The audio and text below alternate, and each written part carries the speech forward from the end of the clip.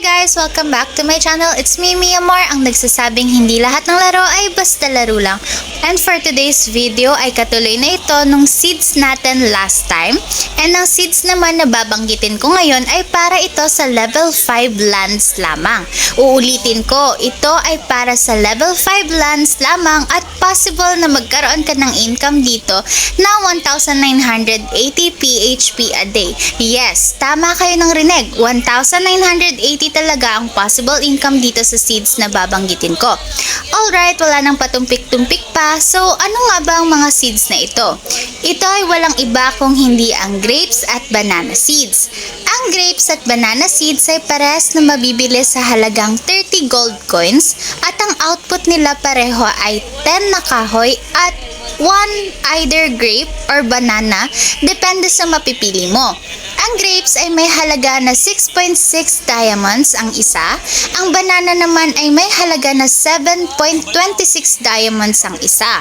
Kung itatanim mo ang grape seeds na ito sa 30 level 5 plots, ay meron kang 6.6 diamonds times 30 lands ay equals to 198 diamonds. At sa PHP ito ay 1,980 pesos. Kung sa 30 days naman ay meron kang 198 diamonds times 30 days is equals to 5,940 diamonds. At sa PHP ito ay nagkakahalaga ng 59,400 PHP. Paano naman kapag banana seeds? Well, ganito siya. 7.26 diamonds times 30 plots ay meron kang 217.8 diamonds. At sa PHP ito ay nagkakahalaga ng 2,178 PHP. O diba, higit pa pala sa 1,980 pesos ito?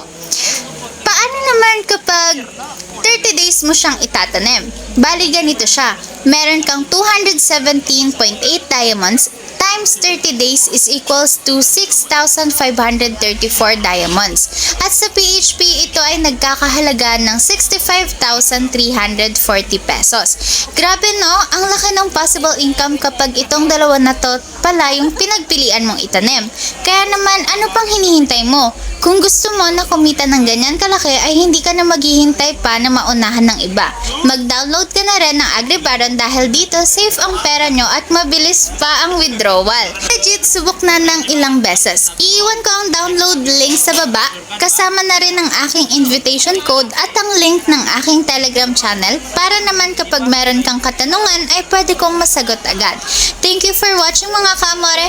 Bye!